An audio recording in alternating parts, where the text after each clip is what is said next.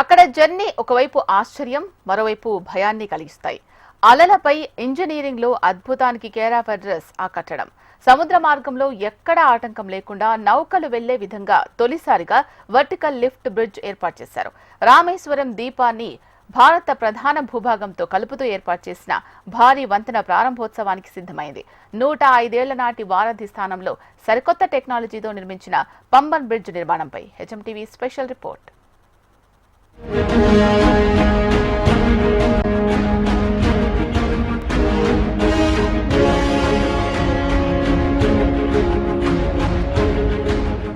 Engineering కే తలమానికంగా Pamban bridge నిలవబోతోంది. దీనికి సంబంధించి ప్రారంభ ఏర్పాట్లు సిద్ధమవుతున్నాయి. అసలు పంబన్ బ్రిడ్జ్ ఏ విధంగా ఉంటుంది, ఏంటి అనే వివరాలు తెలుసుకునే ప్రయత్నం చేద్దాం. ఇది ఒకసారి పాత పంబన్ బ్రిడ్జ్ ఏదైతే పూర్తిగా కూడా అది క్లోజ్ అయిపోవడం జరిగింది. దాదాపుగా 2 ఏళ్ళుగా కూడా క్లోజ్ అవ్వడం జరిగింది. ప్రస్తుతం ఆ పక్కన కొనసాగుతున్నది కొత్త పంబన్ బ్రిడ్జ్. దీనికి సంబంధించిన ఏర్పాట్లు ఏ విధంగా ఉన్నాయి, సో ప్రజలకు ఎప్పటి నుంచి అందుబాటులోకి వచ్చే అవకాశం ఉంటుంది, ఈ అందుబాటులోకి వస్తే ఎలాంటి ఉపయోగాలు ఉంటాయి, ఇవన్నీ కూడా హెచ్ఎంటీవీ ఎక్స్క్లూజివ్గా పంబన్ బ్రిడ్జ్ వద్ద నుంచి మీకు అందించబోతోంది. భారతీయ రైల్వే వ్యవస్థలో మరో అద్భుతం ఆవిష్కృతమైంది. రామేశ్వరం ద్వీపాన్ని భారత ప్రధాన భూభాగంతో కలిపే మరో భారీ వంతెన పంబన్ బ్రిడ్జ్ పూర్తయింది. సముద్ర మార్గంలో ఎలాంటి ఆటంకం లేకుండా నౌకలు వెళ్లేలా ఏర్పాటు చేసిన వర్టికల్ లిఫ్ట్ బ్రిడ్జిని తొలిసారిగా సముద్రం మధ్యలో 17 మీటర్ల ఎత్తులో 550 కోట్ల వ్యయంతో నిర్మించారు. ఇది శ్రీలంక, భారత్ మధ్య గల పాక్ జలసంధిపై ఉంది. ఈ వంతెన పంబన్ ద్వీపం, రామేశ్వరం, ధనుష్కోడి పట్టణాల్ని కలుపుతుంది.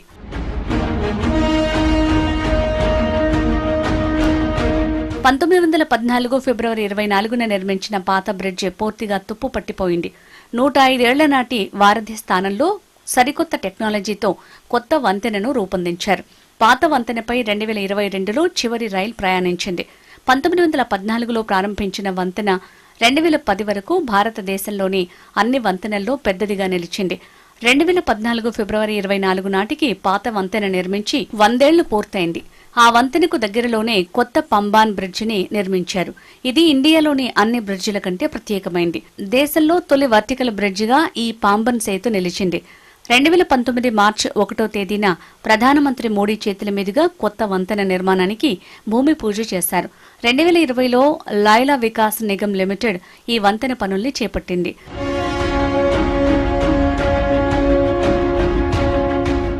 దాదాపు 4 ఏళ్లలో కొత్త పంబన్ బ్రిడ్జ్ పనుల్ని పూర్తి చేశారు. వంతెనపై ఏర్పాటు చేసిన 600 మీటర్ల పరిధిలో భారీ సైజు వర్టికల్ లిఫ్ట్ నిర్మాణానికి సుమారు 5 నెలల సమయం పట్టింది.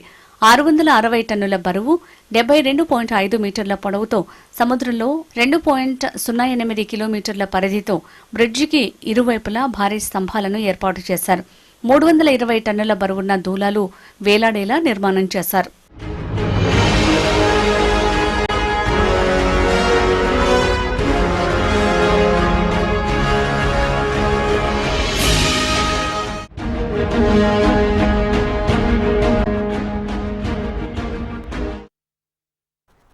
భారతీయ ఇంజనీరింగ్ ప్రతిభకు పట్టం కట్టేలా నిలిచిన తొలి నిలువు లిఫ్ట్ బ్రిడ్జ్ పంబన్ వంతెన ప్రారంభోత్సవానికి సర్వం సిద్ధమైంది.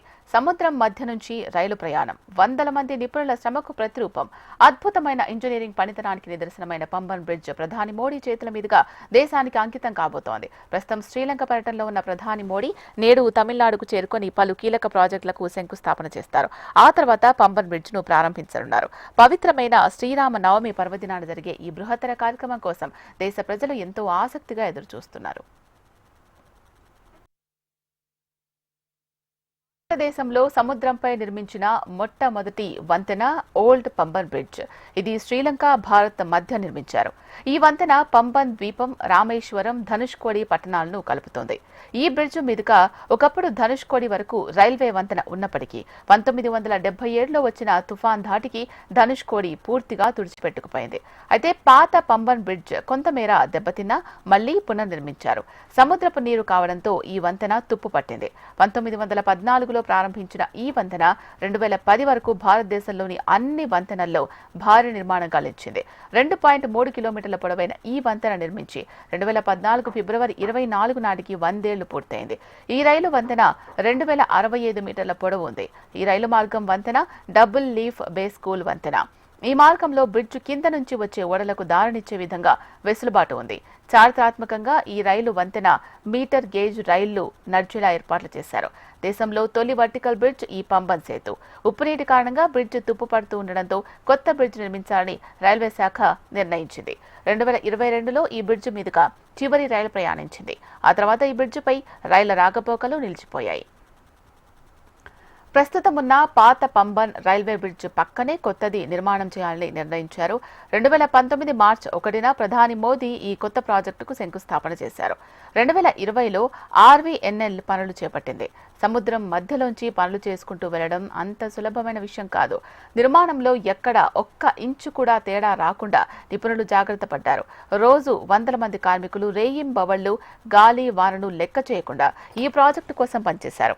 వర్టికల్ లిఫ్ట్ స్పాన్ ను తీరం నుంచి 600 మీటర్ల దూరంలోని ప్రతిపాదిత చోటుకు తీసుకెళ్లేందుకు 5 నెలల సమయం పట్టింది. 660 టన్నులు 72.5 మీటర్ల పొడవున్న ఈ లిఫ్ట్ ను పట్టాలపై తప్ప మరో మార్గంలో తరలించలేరు. ఈ వంతెన కొంత క్రాస్ గా ఉండడంతో లాంచింగ్ గడ్డర్లు, బేరింగుల సాయంతో పట్టాలపైకి ఎక్కించి రోజు కొంత దూరాన్ని కదిలించేవారు. కొత్త వంతెనను పాత వంతెనకు సమాంతరంగా నిర్మించడం జరిగింది. మరియు 2.07 కిలోమీటర్ల పొడవు ఉంటుంది. ఇది దాదాపు 236 మీటర్ల బాస్క్యూల్ విభాగాన్ని కలిగి ఉంది. షెడ్జర్ రోలింగ్ లిఫ్ట్ ట్రనియన్ ఉపయోగించి నిలువుగా ఎత్తొచ్చు. భారతదేశంలో మొట్టమొదటి నిలువు లిఫ్ట్ సముద్ర వంతెన ఇదే. ఇది నిలువు లిఫ్టింగ్ స్పాన్ తో పాటు వెళ్లడానికి 18.3 మీటర్ల పొడవు గల 99 స్పాన్లను కలిగి ఉంది. ఇది సముద్ర మట్టానికి దాదాపు 12.5 మీటర్ల ఎత్తులో ఉంది. ఇది పాత వంతెన కంటే దాదాపు 3 మీటర్లు ఎక్కువ ఎత్తులో ఉంటుంది. 72 అడుగుల ఎత్తు వరకు ఓడలు ప్రయాణించడానికి వీలుగా వంతెన మధ్య ప్రత్యేక ఏర్పాటు ఉంటుంది. ఈ వంతెన ప్రస్తుతానికి సింగిల్ ట్రాక్ ఉన్న త్వరలో డబుల్ లైన్ గా చేరున్నారు.